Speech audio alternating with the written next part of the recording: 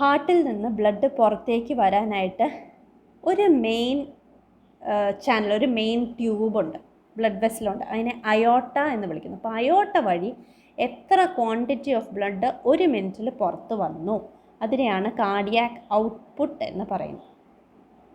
ഇനി next term venous return. Venous return എന്ന് പറഞ്ഞാൽ ഇതുപോലെ തന്നെ റിട്ടേൺ ചെയ്ത് വരുന്ന ബ്ലഡിനെയാണ് അത് നോക്കുന്നത്. ഒരു മിനിറ്റിൽ എത്ര ക്വാണ്ടിറ്റി ഓഫ് ബ്ലഡ് ഹാർട്ടിലേക്ക് വെയിൻസ് വഴി തിരിച്ച് വന്നു. മറ്റത് പുറത്തേക്ക് പോകുന്ന ഔട്ട്പുട്ട്, റിട്ടേൺ തിരിച്ച് ഹാർട്ടിലേക്ക് വരുന്ന അതിൻ്റെ ക്വാണ്ടിറ്റിയാണോ. ഇനി ഹാർട്ട് റേറ്റ് എന്ന് പറഞ്ഞാൽ എന്താ? എത്ര പ്രാവശ്യം ഒരു മിനിറ്റിൽ ഹാർട്ട് ബീറ്റ് ചെയ്തു. സാധാരണ വ്യക്തികളിൽ 70-72 ബീറ്റ്സ് ആണ് പെർ മിനിറ്റ് ഉണ്ടാവുക. അതിൽ ചെറിയ വ്യത്യാസങ്ങൾ അങ്ങോട്ടും ഇങ്ങോട്ടുമൊക്കെ ഉണ്ടാവാം. ഓക്കെ, അപ്പോൾ ഈ പറഞ്ഞ ടേംസ് നിങ്ങൾക്ക് വ്യക്തമായെന്ന് വിചാരിക്കുന്നു. Cardiac output, venous return and heart beat അല്ലെങ്കിൽ ഹാർട്ട് റേറ്റ് എന്ന് പറഞ്ഞ ടേം. നമ്മൾ എന്തെങ്കിലും ആക്ടിവിറ്റിയിൽ ഏർപ്പെടുമ്പോഴത്തേക്കും, ഫിസിക്കൽ ആക്ടിവിറ്റിയിൽ ഏർപ്പെടുമ്പോഴത്തേക്കും അല്ലെങ്കിൽ എക്സസൈസ് ചെയ്യുമ്പോഴത്തേക്കും ഈ 3 സാധനത്തിനും വർധനവ് ഉണ്ടാവും, ഔട്ട്പുട്ട് കൂടുന്നുണ്ട്. എന്തുകൊണ്ടാണ്? ഹാർട്ട് കുറച്ചധികം ബീറ്റ് ചെയ്താൽ മാത്രമേ, കുറച്ചധികമായിട്ട് ബ്ലഡ് പമ്പ് ഔട്ട് ചെയ്യാൻ പറ്റുള്ളൂ. കുറച്ചധികമായിട്ട് പമ്പ് ഔട്ട് ചെയ്താൽ മാത്രമേ കുറച്ചധികമായിട്ട് ആവശ്യമുള്ള സ്ഥലത്തേക്ക് കൂടുതലായിട്ട് ഓക്സിജൻ എത്തിക്കാനും അവിടെ നിന്ന് റിലീസ് ചെയ്യുന്ന കാർബൺ ഡൈ ഓക്സൈഡ് കുറച്ചുകൂടെ വേഗത്തിൽ ഓക്സിജനേഷന് വേണ്ടി ലങ്സിലേക്ക് എത്തിക്കാനും ഒക്കെ പറ്റത്തുള്ളൂ. അപ്പം കാർഡിയാക് ഔട്ട്പുട്ട് കൂടുന്നു. അതുപോലെ തന്നെ വീനസ് റിട്ടേൺ, തിരിച്ച് ബ്ലഡ് എത്തിയാൽ മാത്രമല്ലേ പിന്നെയും പമ്പിങ് നടക്കുന്നത്. അപ്പോൾ വീനസ് റിട്ടേൺ കൂട്ടുന്നു. പമ്പിങ് കൂടുന്നതുകൊണ്ടാണ് ഹാർട്ട് റേറ്റ് കൂടി 3 ഫാക്ടേഴ്സ് കൂടുന്നു. ഇനി വേറൊരു സംഭവം നമ്മുടെ സർക്കുലേറ്ററി സിസ്റ്റത്തിൽ രസകരമായിട്ട് നടക്കുന്നുണ്ട്. അതായത് നമ്മുടെ അതും ഹോർമോണാണ്, അത് നിയന്ത്രിക്കണം കേട്ടോ. ആവശ്യമുള്ള സ്ഥലത്തേക്ക്, കൂടുതലായി ആവശ്യമുള്ള സ്ഥലത്തേക്ക് ഉള്ള ബ്ലഡ് വെസൽസിൻ്റെ ഡയമീറ്റർ അല്ലേ, അതിൻ്റെ വട്ടം, വീതി, ബ്ലഡ് വെസലിൻ്റെ വണ്ണത്തിനൊരു മാറ്റം സംഭവിക്കുന്നുണ്ട്. ആവശ്യം കുറഞ്ഞ സ്ഥലത്തേക്കുള്ള ബ്ലഡ് വെസൽസിൻ്റെ വണ്ണത്തിന് ഒരു മാറ്റം സംഭവിക്കുന്നു. ഇതെല്ലാം ഹോർമോണൽ ന്യൂറൽ കൺട്രോളിലാണ് നടക്കുന്നത്. എവിടെയാണോ ആവശ്യം കൂടുതലുള്ള, ഏത് മസിൽസ് അല്ലെങ്കിൽ ഏത് സെൽസാണോ ആക്ടിവിറ്റി കൂടുതൽ കാണിക്കുന്ന ആ സ്ഥലത്തേക്ക് ബ്ലഡ് ഫ്ലോ കൂട്ടാനാണ് ഈ പണി ചെയ്യുന്നത്. ബ്ലഡ് ഫ്ലോ കൂട്ടാനായിട്ട് വാട്ട് വിൽ ഹാപ്പൻ? ആ ബ്ലഡ് വെസലിൻ്റെ വാവട്ടം കൂടുന്നു, അല്ലെങ്കിൽ അത് വികസിക്കുന്നു, ഡയമീറ്റർ കൂടുന്നു. അതിന് പറയുന്നത് എന്താണ്? ഡയലേഷൻ, വാസ്കുലാർ ഡയലേഷൻ എന്ന് പറയുന്നു. ചുരുങ്ങുകയാണ് ചെയ്യണമെങ്കിൽ ബ്ലഡ് ഫ്ലോ കുറയുന്നു, ആവശ്യം കുറഞ്ഞ സ്ഥലത്തേക്കുള്ള ബ്ലഡ് ഫ്ലോ കുറയ്ക്കുന്നു. അതിന് പറയുന്ന വാസ്കുലാർ കൺസ്ട്രിക്ഷൻ എന്ന് പറയുന്നു. Hope you are clear with those 2 terms. Example പറയും. ഫോസേ, നിങ്ങൾക്ക് ഇന്നലെ ഞാൻ ഒരു അസൈൻമെൻറ്റ് തന്നു, റൈറ്റ്? അപ്പോൾ നിങ്ങൾ കുറച്ച് എന്തെങ്കിലുമൊക്കെ ഒന്ന് ആലോചിച്ചിട്ടായിരിക്കുമല്ലോ ആ 3 പോയിൻറ്റ്സ് എഴുതിയത്. അപ്പോൾ when you are thinking, your brain cells are more active compared to your skeletal muscles. അപ്പോൾ കൂടുതൽ ഓക്സിജൻ എനർജിയൊക്കെ എങ്ങോട്ടാണ് സപ്ലൈ ചെയ്യേണ്ടത്? ബ്രെയിനിലേക്കാണ് അല്ലേ? അപ്പോൾ ബ്രെയിനിലേക്കുള്ള ഫ്ലോ സാധാരണയിൽ കൂടുതലായി കുറച്ചധികം കൂടുതലായിട്ട് വിടുന്നു. അപ്പോൾ ബ്രെയിനിലേക്കുള്ള കാപ്പിലറീസ് വികസിക്കുന്നു, ഡയലേറ്റഡ് ആകുന്നു. 30% അല്ലെങ്കിൽ 30-ൽ കൂടുതൽ ശതമാനം ബ്രെയിൻ സെൽസിലേക്ക് പോകുന്നു. ഇച്ചിരി മാത്രമേ, 10% താഴെ മാത്രമേ നമ്മുടെ സ്കെൽറ്റൽ മസിൽസിലേക്ക് വരുന്നുള്ളൂ. വലിയ കാര്യമായിട്ട് ഉപയോഗിക്കുന്നില്ല. കുറച്ച് നേരം കഴിഞ്ഞപ്പോഴത്തേക്കും നിങ്ങൾ ഒന്ന് ജോഗ് ചെയ്യാമെന്ന് തീരുമാനിച്ചു. വൈകുന്നേരം ഈവനിങ് വാക്കിന് ഇറങ്ങി, ഈവനിങ് വാക്ക് ജോഗ് ചെയ്തേക്കാമെന്ന് വിചാരിച്ച് ജോഗ് ചെയ്യാൻ ഇറങ്ങി. അപ്പോൾ നിങ്ങളുടെ ഏത് മസിൽസ് ആക്റ്റീവ് ആവുന്നത്? സ്കെൽറ്റൽ മസിൽസ് അല്ലേ? കൈകാലുകൾ നല്ലോണം പ്രവർത്തിക്കുന്നുണ്ട്. തല അത്രയും പ്രവർത്തിക്കുന്നുണ്ടോ? ഇല്ല. നേരത്തെ തിങ്ക് ചെയ്ത് വെച്ച് നോക്കുമ്പോഴത്തേക്കും വലിയ പ്രവർത്തനമില്ല. പ്രവർത്തിക്കണം, അല്ലാണ്ട് ജീവിച്ചിരിക്കാൻ പറ്റത്തില്ല. അപ്പോൾ അങ്ങോട്ടുള്ള ഫ്ലോ 30ൻ്റെ ആവശ്യമില്ല, ഒരു 10% 15% അങ്ങോട്ട് കൊടുത്തിട്ട് ബാക്കി എക്സ്ട്രാ വരുന്നത് നമ്മുടെ സ്കെൽറ്റൽ മസിൽസിലേക്ക് സപ്ലൈ ചെയ്യുന്നു. എങ്ങനെയാണ് സപ്ലൈ ചെയ്യണത്? കൂടുതൽ വേണ്ട സ്ഥലത്തേക്കുള്ള ബ്ലഡ് വെസൽസിൻ്റെ ഡയമീറ്റർ കൂട്ടുന്നു, അഥവാ വാസ്കുലർ ഡയലേഷൻ നടക്കുന്നു. ആവശ്യം കുറഞ്ഞ സ്ഥലത്തേക്കുള്ള ബ്ലഡ് വെസൽസ് കൺസ്ട്രിക്റ്റഡ് ആകുന്നു. അങ്ങനെ ഒരു അഡാപ്റ്റേഷൻ നടന്നാണ് ഈ കൂട്ടലും കുറയ്ക്കലും നമ്മുടെ സർക്കുലേറ്ററി സിസ്റ്റം നടത്തുന്നത്. And it is purely under hormonal and neural control. Okay, ഇത് സാധാരണ നമ്മളിലൊക്കെ നടക്കുന്ന പണികളാണ് ഇപ്പോൾ പറഞ്ഞത്. പോയിൻറ്റ്സ് എല്ലാം മനസ്സിലായി ഞാൻ വിചാരിക്കുന്നു. നമ്മളിപ്പോൾ ഒന്ന് മുറ്റടിക്കാൻ പോവുകയാണ്. അപ്പോൾ എന്തൊക്കെ സംഭവിക്കുന്നു? കാർഡിയാക് ഔട്ട്പുട്ട് കൂടുന്നു. എന്തുകൊണ്ട്? ഹാർട്ട് ബീറ്റ് കൂടുന്നു, വീനസ് റിട്ടേൺ കൂടുന്നു. ഈ പറഞ്ഞ അഡ്ജസ്റ്റ്മെൻറ്റ്, കാപ്പിലറിയിലുള്ള ഡയലേഷൻ, ആവശ്യം കൂടിയ സ്ഥലമായ സ്കെൽറ്റൽ മസിൽസിലേക്കുള്ള കാപ്പിലറീസ് ഡയലേറ്റഡ് ആകുന്നു. മറ്റ് സ്ഥലങ്ങളിലേക്കുള്ള കാപ്പിലറീസ് ചെറുതായിട്ട് കൺസ്ട്രക്റ്റഡ് ആകും. നോർമലി നടക്കുന്ന കാര്യം. ഇനി സ്ഥിരമായിട്ട് ഈ വക എക്സസൈസസ് ചെയ്യുന്ന വ്യക്തിയാണെങ്കിൽ, ഒരു അത്ലറ്റിക് പേഴ്സൺ ആണെങ്കിൽ, അല്ലെങ്കിൽ റെഗുലറായിട്ട് ജോഗിങ്ങും എക്സസൈസസിലും ഇൻവോൾവ് ആവുന്ന വ്യക്തിയാണെങ്കിൽ, ഫിസിക്കൽ ആക്ടിവിറ്റി ചെയ്യുന്ന വ്യക്തി, അത് ജീവിതശൈലിയാക്കി മാറ്റിയേക്കുന്ന വ്യക്തിയാണെങ്കിൽ, ആ വ്യക്തിയുടെ ശരീരത്തിൽ തന്നെ ചില അഡാപ്റ്റേഷൻസ്, ഇതെല്ലാം സ്ട്രെസ്സസ് ആണല്ലേ. ഈ പറഞ്ഞ കാര്യങ്ങളൊക്കെ സാധാരണക്കാളും കുറച്ച് കൂടുതൽ നമ്മുടെ ശരീരത്തിന്, വാസ്കുലർ സിസ്റ്റത്തിന് നമ്മളൊരു പണി കൊടുക്കുകയാണ്. അപ്പോൾ ഈ പറഞ്ഞ സ്ഥിരം എക്സസൈസ് ചെയ്യുന്ന വ്യക്തി എന്ന് പറഞ്ഞാൽ ഇതൊക്കെ അവർക്കൊരു സ്ട്രെസ്സല്ല എന്ന് സാരം.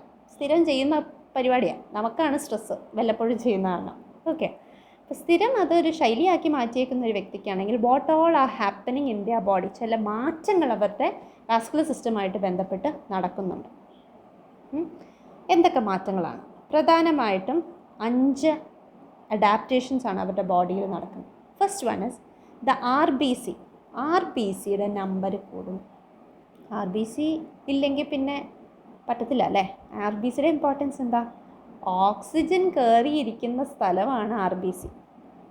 ഓക്കെ, നമ്മുടെ ബ്ലഡിൽ ഏറ്റവും കൂടുതൽ ഓക്സിജൻ ട്രാൻസ്പോർട്ടിന് സഹായിക്കുന്നത് RBC ഉള്ളത്. RBCയിൽ ഹീമോഗ്ലോബിൻ എന്ന് പറഞ്ഞൊരു സാധനമുണ്ട്. ഹീമോഗ്ലോബിനിൽ ഒട്ടിപ്പിടിച്ചാണ് അല്ലെങ്കിൽ ബോണ്ട് ചെയ്താണ് ഓക്സിജൻ ഇരിക്കുന്നത്. അപ്പോൾ RBC കുറവാണെങ്കിൽ ഓക്സിജൻ സ്വാഭാവികമായിട്ടും കുറവായിരിക്കും. ഇങ്ങനെ റെഗുലറായിട്ട് എക്സസൈസ് ചെയ്യുന്ന വ്യക്തികളിലാണെങ്കിൽ RBCയുടെ നമ്പർ കുറവായിരിക്കും. അതുവഴി ഓക്സിജൻ സപ്ലൈ ആവശ്യത്തിന് കിട്ടുന്നു.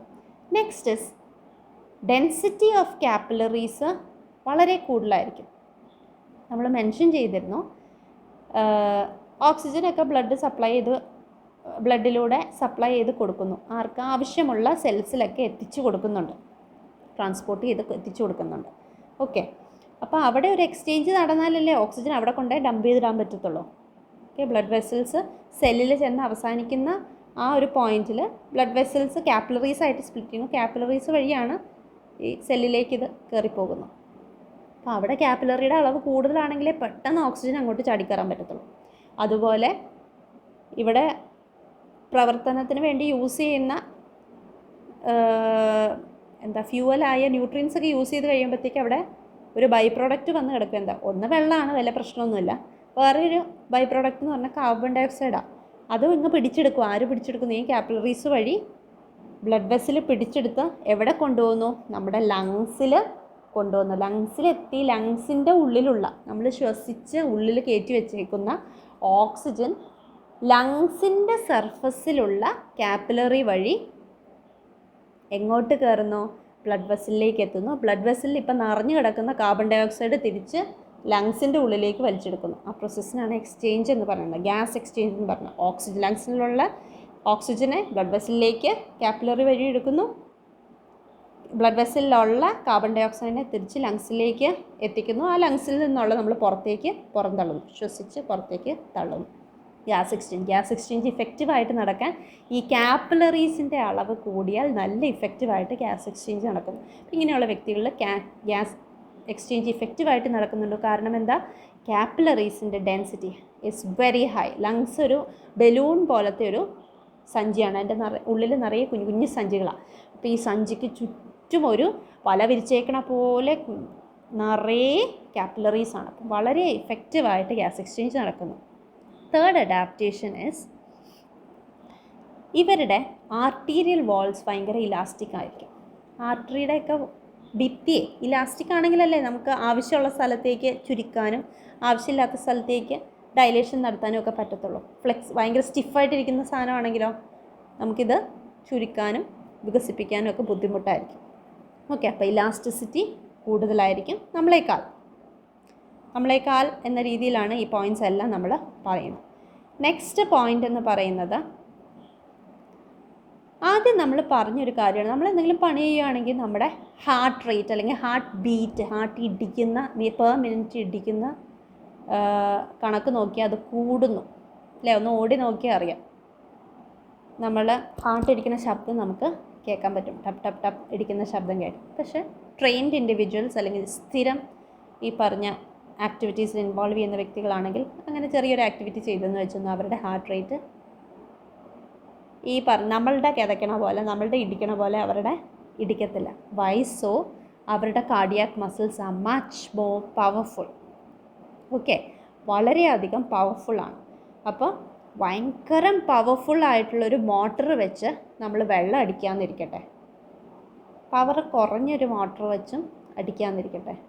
പവർ കുറഞ്ഞ മോട്ടർ വെച്ച് അടിച്ചാൽ കയറുന്ന വെള്ളത്തിൻ്റെ അളവായിരിക്കുമോ നല്ല പവറുള്ള മോട്ടറിൻ്റെ വെള്ളം വെച്ച് കയറുന്ന അളവ്? രണ്ടിലും നല്ല മാറ്റമില്ലേ? പവർ കൂടിയ മോട്ടറിൽ വഴി നമുക്ക് നമ്മൾ റേറ്റ് നോക്കുകയാണെങ്കിൽ 1 മിനിറ്റിൽ കുറേ വെള്ളം നമുക്ക് കിട്ടും.